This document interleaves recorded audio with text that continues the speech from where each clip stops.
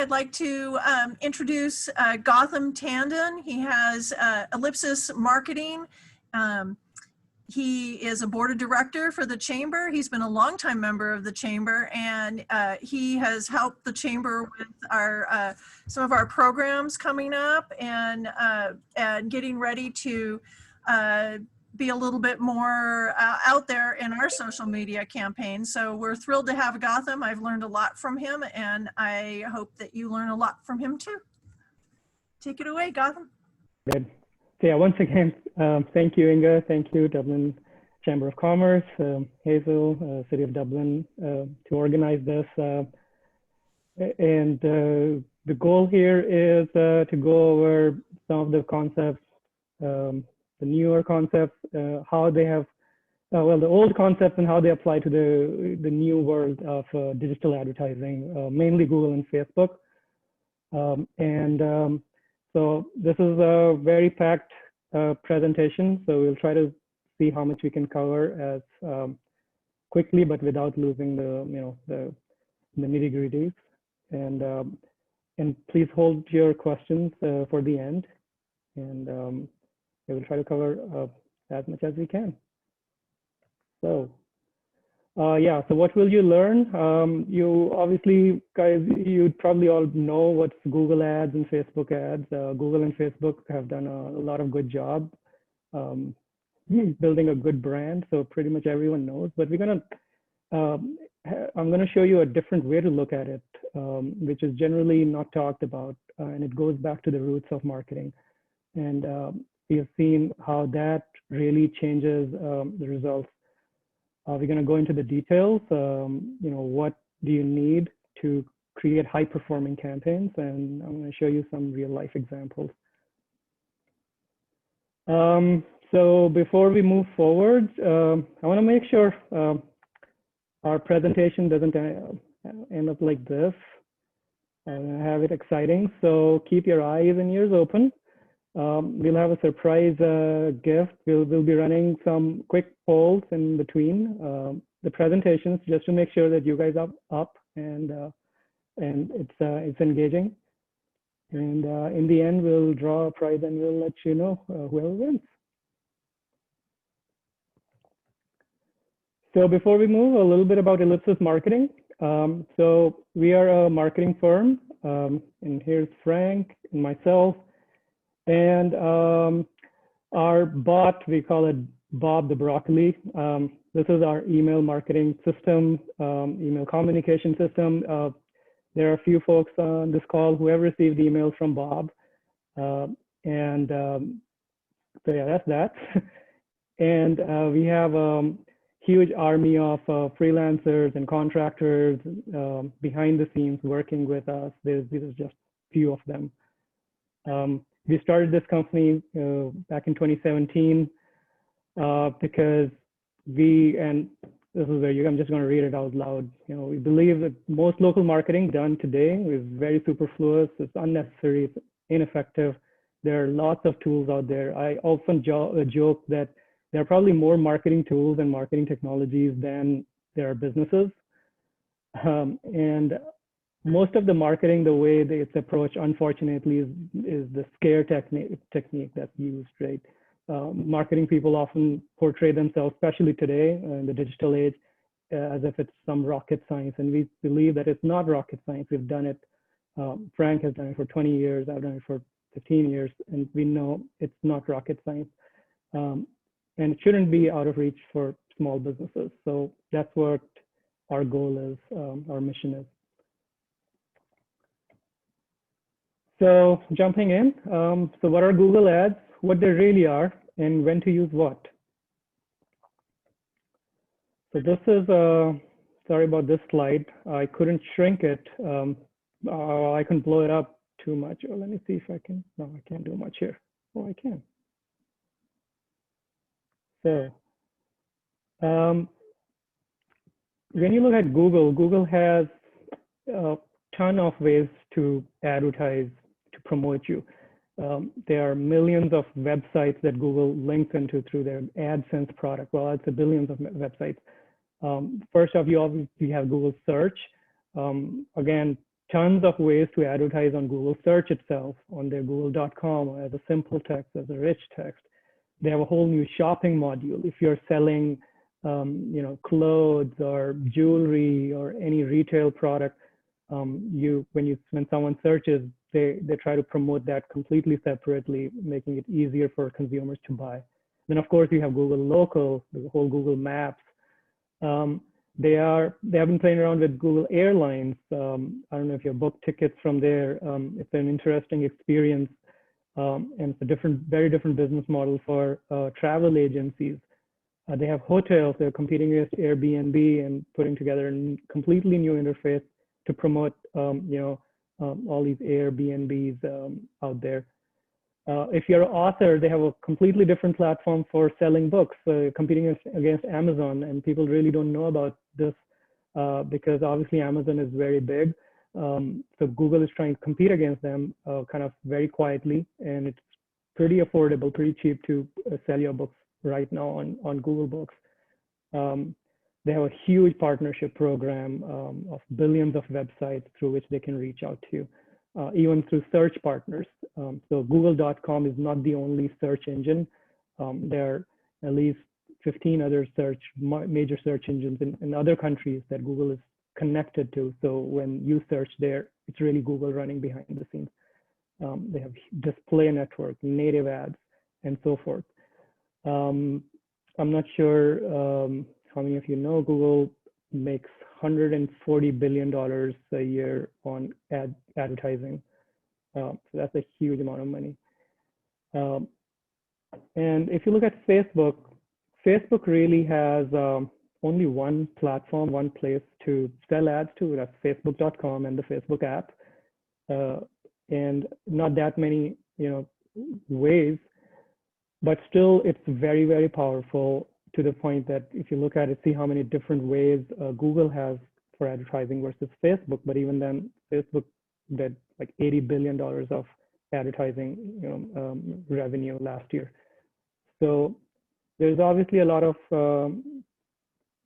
interest in people using Facebook.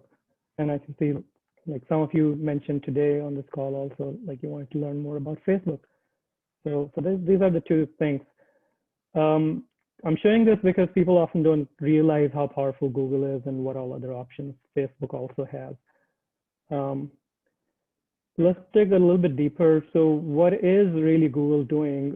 Before you start advertising on Google, you need to understand the mindset of the people when they are coming in to use the platform. And because that will help you define your strategy, create the ad copy that resonates. This is all about resonating with your target audience. So when someone goes on Google, they're really looking for content. They want to watch content. They want to read content. It's a content first approach in many ways, right? So when someone goes to Google, they go there when they need something. So that's very important to remember. Versus Facebook, when you go to Facebook, what do? You either are connecting with people, you're reading, you're watching videos that have been posted by someone in your connection, right?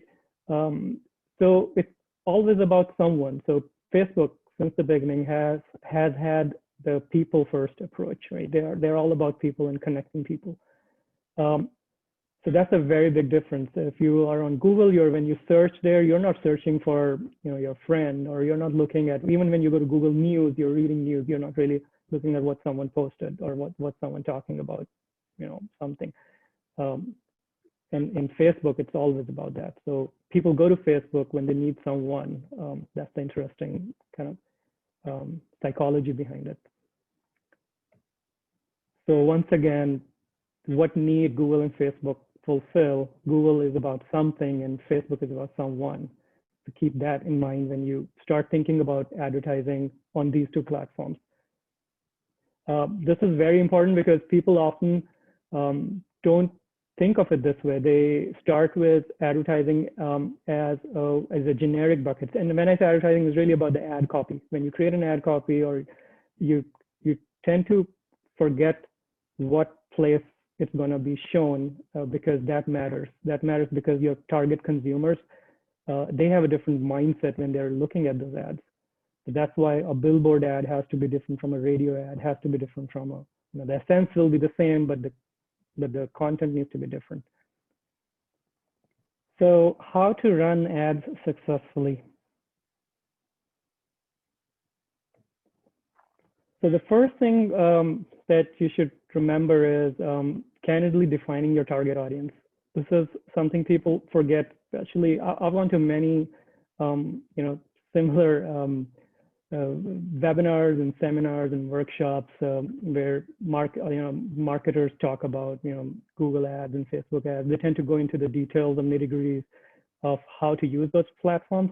That's not the goal here, because what happens is what we realize that many times we work, the clients we work with, some of them are really sophisticated. They know their stuff because they have been playing around with it, and they keep failing and failing and failing, and they come back to us saying, I've tried this, I've tried that, and it didn't work. And my answer to them as well is just like saying that, my AC broke, and yeah, I tried everything and it didn't work, because and that's why you call a professional. And really the difference between someone who is doing a professional and even in Google ads and Facebook ads versus a non-professional is not looking at the tools, because everyone has access to the tools. Your real differentiator is the strategy behind it. So start with defining your audience. Surprisingly, many people don't know what their target audience is. Even businesses who have been running for, like, say, 5 years, the ones who have been running, I would say the only ones that, personally, when I've spoken, businesses who have been here in business for like 10 plus years, they, by the nature of working for so many years, have a good idea. But interestingly, even businesses who are like, 5 years into the game, they don't have a clear idea. Businesses who are just starting have no idea. It's amazing. And they don't tend to focus enough on it. So spend a lot of time, especially if you're starting, especially if you're less than 3 years old, at least spend, I would say, if not a month, at least 2 weeks just interviewing people, trying to understand, look at your current own existing customers and understand who they are, why do they want your product, and when are they ready to buy? Because advertising is really expensive. You don't, every click counts, especially for small businesses. And the impact it has is just profound, on your ad budget. When you have a targeted audience, when you set up targeted audience, and that's another good part of Google and Facebook in both the cases. Unlike print mailers and even I would say TV is getting sophisticated, but still the kind of detailed targeting that you can do with these platforms is just crazy. So leverage that. And when you do that, what happens is Google and Facebook, both in the end of the day, are bidding platforms for advertising. So every time, every single second, you are bidding against your competition, right? So when you have a very narrow focused target audience and it matches with the right keywords and all that stuff, in the end, it's in interest of Google and Facebook to serve relevant content. So that's another side of the story. Why Google and Facebook are so big is because we all love it, and we love it because it tries to show relevant content for free. So that's a very big push from their end. So they always credit ads that are relevant to their audience. And this is something we have done many times. You would literally see almost 75% drop in your cost per click if you're targeting it properly. And of course, these are targeted leads, so you see more qualified leads. You don't see clicks from people that are not really interested in your product. So here's an example. So let's say if you are, selling massage chairs, for instance, and often, a massage chair, seller would say, well, anyone whose back is hurting is my customer. And I say, okay, so what does that mean? Yeah, even teenagers to, adults and seniors, and they would go on and on and on, which is great. But then when it comes to advertising, you need to really segment it out and create separate target segments. So this is one of the segments, working women in 30s to 50s, living in single family homes in Tri-Valley. Why do they want your product? They want a nice massage after they come back from a hectic day job, right? So it kind of starts putting together a story, and that will help you put the right messaging to create that ad. And they're researching for massage chairs because you don't want to advertise to people who have who and why, but they're not really ready to buy, right? Some of the helpful tools, Google Trends, Google Keyword Planner, Google Analytics, these are all free tools available. You don't have to pay anyone to get this. Your CRM is your own database. US Census website is amazing. It is extremely granular. You can spend months just digging data into US Census, and we use it a lot. We use it all these products. There are lots of paid tools, very expensive tools out there. In our, I would say, in our past life before starting this company, when I was working in PayPal, Wells Fargo, large companies, Frank was at AAA. When you have billions and millions to spend, there are tools and technologies to help you. But for small businesses, you don't need to spend a penny, because even if you spend some time, money, you would still need to spend time anyway. And these tools work awesomely. They will help you fine tune and find the right audience. So the next point is come up with a measurable goal. Many people don't come up with a measurable goal when they start a campaign. When they click that boost this post, they just spend $10 or $50 and they don't spend any time. Some people have some idea of what the goal should be. And you ask you what's your goal? Everyone says, I want customers. I want more customers for less money, but that's not the right goal. I always say it needs to have a number. It needs to be a number. It needs to be time bound. And if you don't have it, you don't have a measurable goal. And of course, it needs to be measurable in some way. And why? Because it removes emotional biases, right? So you don't want to create a goal that says, that I want to run an ad so that more people know about me. Well, that's very vague. Like how many know what, and how would you measure it? So it will, when you have a measurable goal and you're running 10 campaigns or 10 ads, you can really see which ones are working, which ones are not on a set criteria, and optimize it accordingly, right?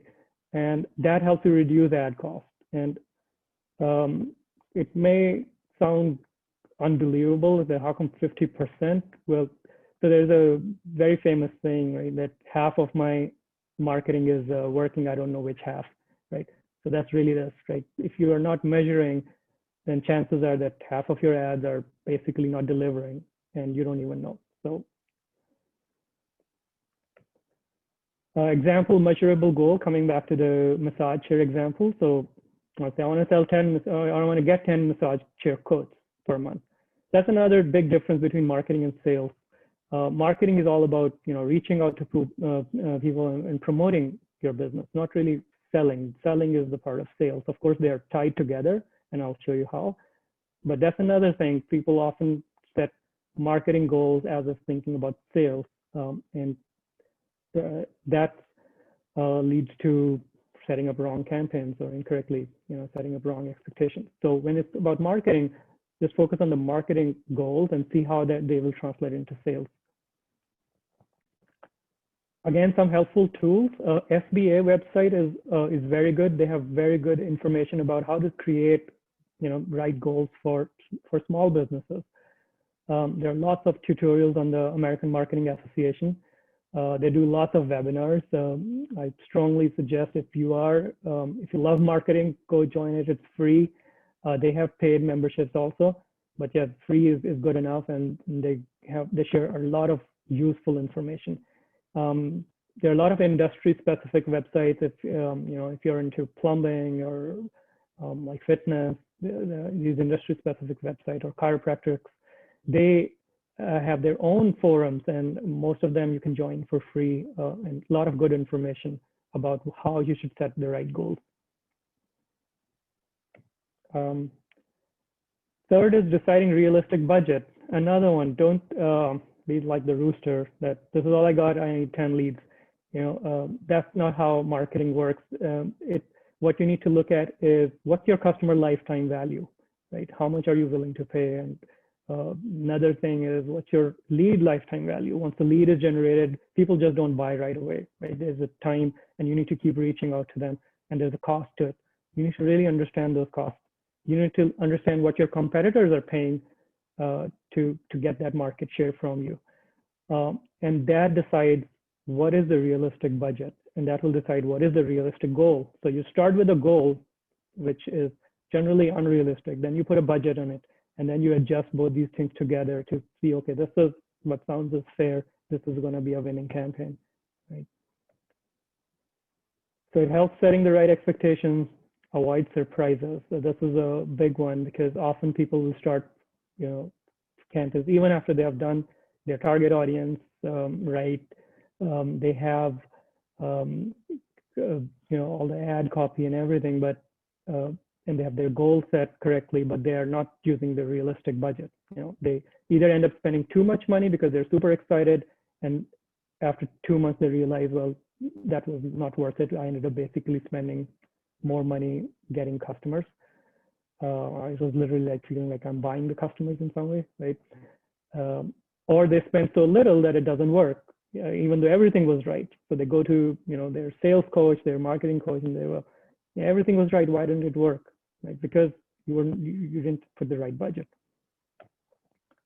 Here's a beefy slide showing how you can set realistic budgets. Right? You start with a customer lifetime value. Let's say your massage chair is $5,000 worth. You put some, you look at your profit margin. You say, okay, this is probably people are going to buy it once in let's say 5 or 10 years, or pretty much lifetime. So very simple scenario. This is your customer lifetime value, right? How much are you comfortable paying for this much? This is a number that you have to play around with. You have to, again, look with your the AMA forum, where other marketers are going. You'll learn from there what is the fair value that what others are paying. Then you look at how your leads are converting, and of course you won't have most of this information when you're starting fresh, and that's where someone who has done it before can help you, right? So in this case, assuming that 1 out of 5 leads will actually convert, then you know your cost per lead.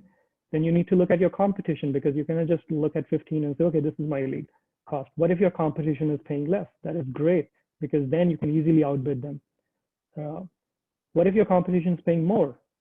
And then you realize, okay, then I need to go back to the drawing board and see what can I do to increase my conversion rate? Otherwise, this is not going to lead me to the number of leads I need. So coming back to the goals I had, 10 leads, 10 quote requests coming in. Now I know my ad spend is going to be this much, 150, and this is my target revenue, right?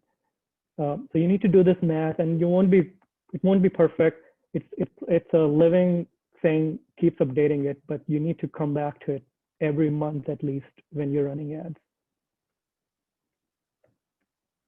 Helpful tools to help you decide the right ad budget. Again, there are lots of paid tools. These are 2 free tools. Google Campaign Planner is a very interesting tool. When you set up Google Ads account, which is free, when you create a test campaign, you don't have to start the campaign. Google will force you to create a campaign because, well, they want some money for this freebie. So you can create a campaign, you don't have to start it. And then it will start showing you, and you start playing around with keywords and all the stuff, and it starts giving you some sort of plan, which is really cool if you're really starting. With Google Ads Planner is a little widget that shows up when you create Google Ads.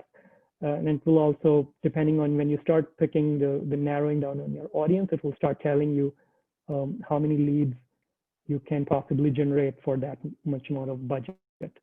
So really cool tools that you can use to come up with the right budget. So the next thing is compelling ad copy. So when you know your target audience, you know your budget, you know your goal, then come back to, remember when I was saying Google is all about something, Facebook is all about someone. So when you're running in a campaign on Google, think of customers are not looking, they're searching for something. So this is an attractive message. 5 things you will miss if you buy any other massage chair, right? People are reading stuff, they want to read, okay, well, and they are possibly in the process of buying or looking, so they will possibly read this. This is a very high converting text. On Facebook, people tend to avoid these kind of things. They hate advertising on Facebook, right? They're there to go, look at what their friends are doing. A message like this, that's even though it's a sponsored ad, but it starts with a message, and as if someone is telling something to someone, attract their attention. So something like, hey girls, we are giving away free, full body massage this coming Saturday, stop by at our store, something like that, right? This always converts much better. If I would switch, there's lots of studies that will show, people will literally just skip. They're not there to learn what are the 5 things they're missing when they're on Facebook.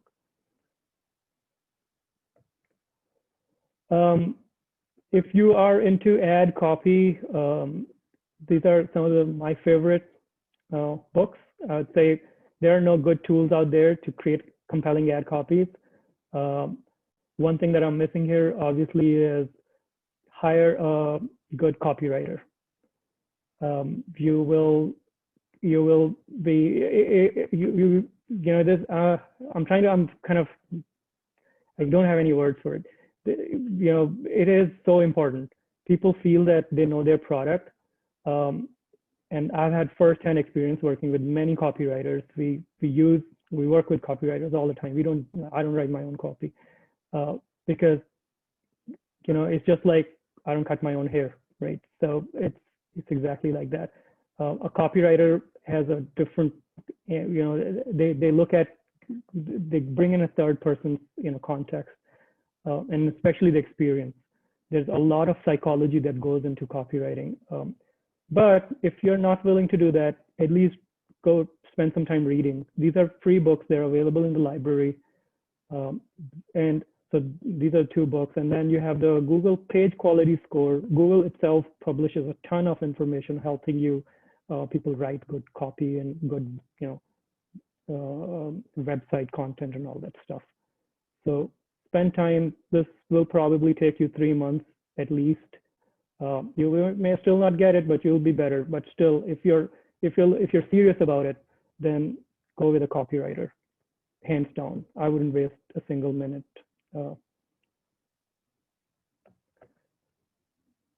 So that was marketing, but then it needs to tie with sales. This is another place where we see drop-offs, huge amount of drop-offs. We are able to generate leads, but businesses, they don't have time to follow up. They don't have a strong CRM behind it. They don't follow up. And that sets you apart from, this is now really going into sales and strategy, of that. So strongly recommend, before you start money in advertising, set up a strong sales process. Again, if you're doing it yourself, read some good books about how to sell. Some people, it's not their, cup of tea. Then work with someone who is good at sales. Join local sales rep groups. You learn a lot. Hire a sales coach. Another very good thing. Many businesses invest in sales coaching and training. Very good thing to do, especially when you're jumping into into spending money, into paid advertising. If you're not doing paid ads, then it's a different world. But when you're spending, because it's a very costly thing, so every dollar counts to invest in that.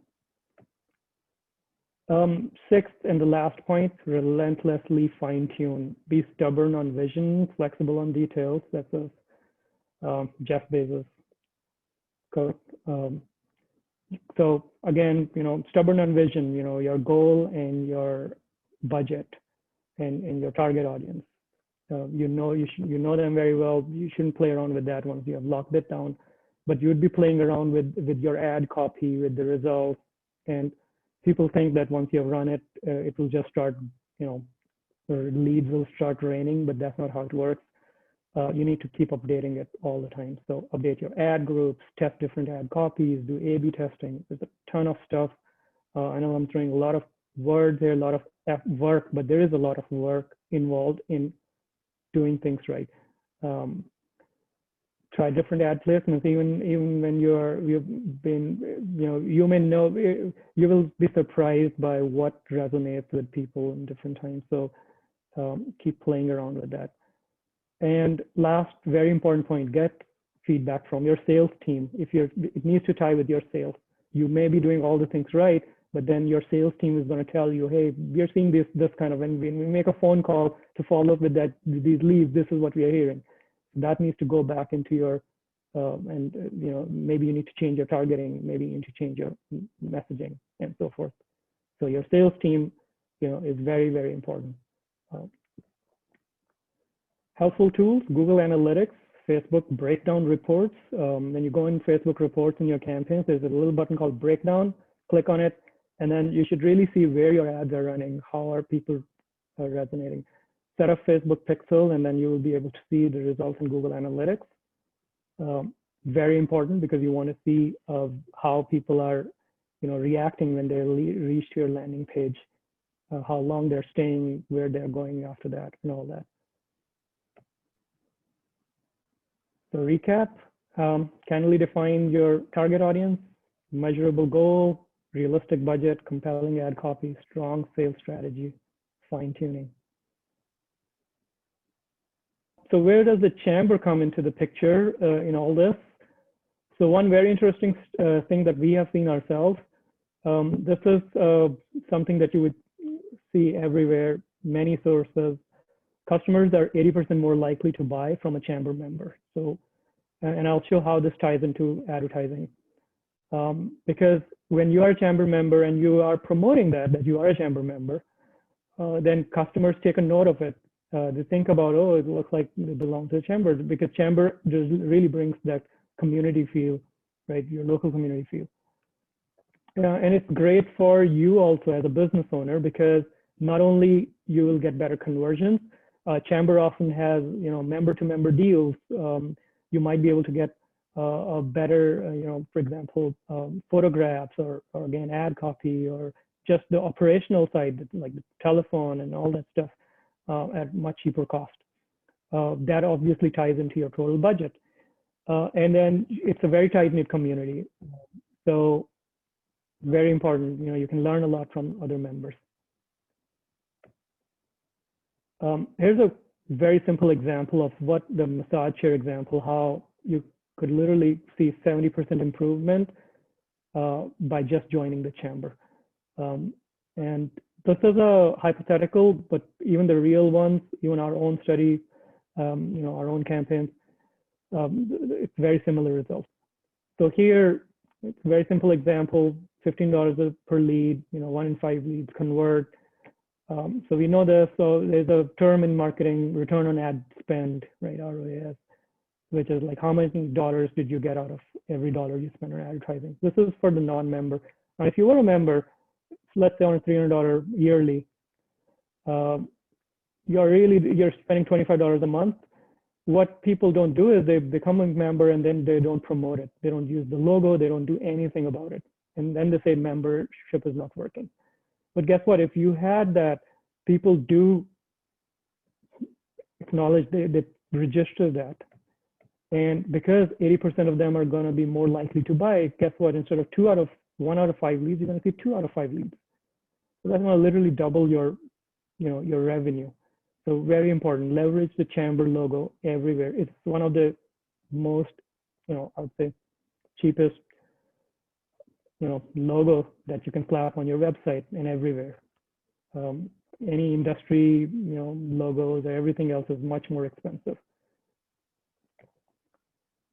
So if you're ready, there are 2 ways to do it, to do ads, right? Either do it yourself or hire an expert. I won't go into pros and cons, but why and how. Why would you do it yourself? You have a lot of time in hand. You love doing marketing. You're good with technology. If you're not good with technology, 2 points, the first 2 are okay, but the ads, Google Ads and Facebook are extremely technical products. If you're fairly comfortable with technology, you do fine. So, but some people are not. So, and if you want to get started, these are the 4 things that you should be doing. Get a certification. Both these two companies provide good certification and learn. It's just like, for driving, you need a license and learn it same way. Join local expert groups, forums, start with a small budget and learn by experimenting. No matter how much you have learned, you would need to experiment, and that will take some time. So start small, play around with it. It's just like with stock trading or any other art. Or you hire an expert, because you may have better things to do. You want to run your business or you want to run marketing. You don't want to market. Some people are really good at it, but they just hate marketing, right? So if you're that person, then hire someone. And if you're not comfortable with tech, the best way to hire someone, check past work, look them up, spend a lot of time. You're going to spend a lot of money on marketing. It's not the expert's cost, it's really the amount of money, is the trust that you're putting on that person or that company. So look them up, interview them, negotiate. Don't forget to negotiate. They need you as much as you need them.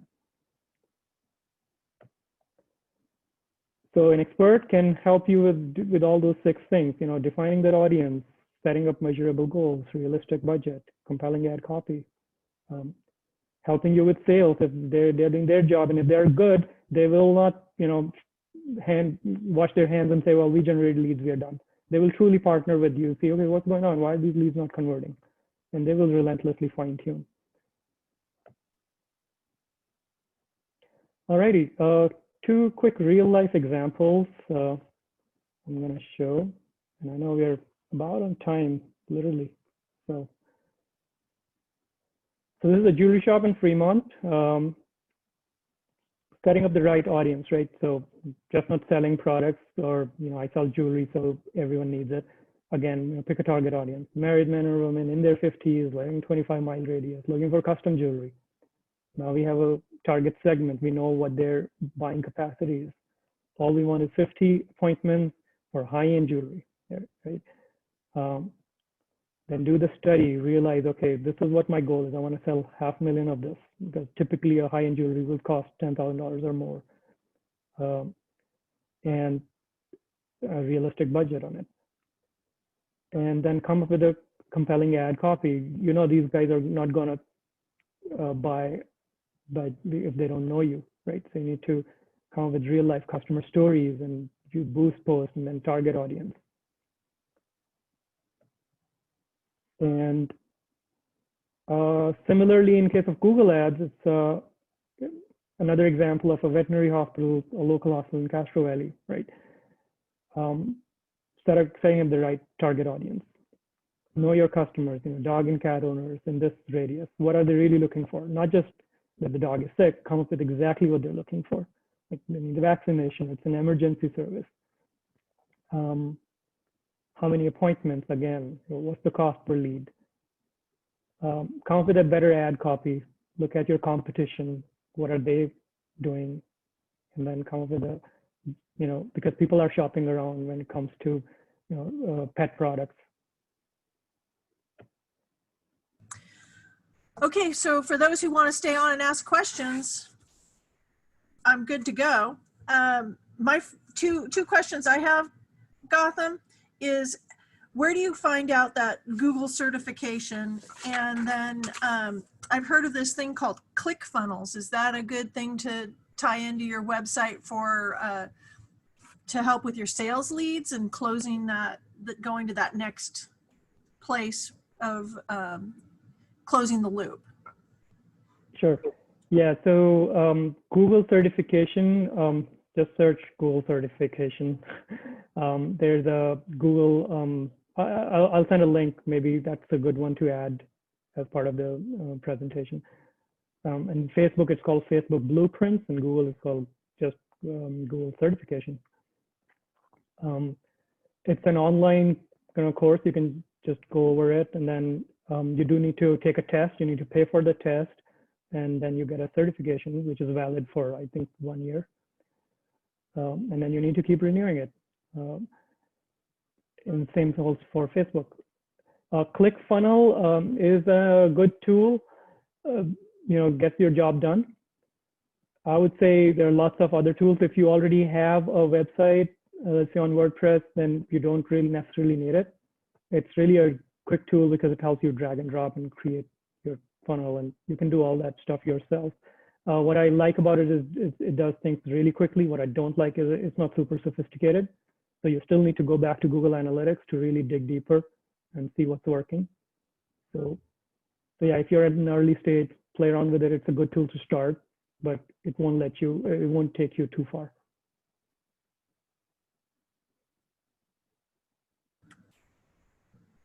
Okay, well, I think that that wraps it up. Gotham, thank you so much for this really informative talk about marketing. Well, thank you so much. All right. Everybody. Well, thank you so much for your time. Everybody wave goodbye. Bye-bye. Yay. Thank you for the claps. Bye.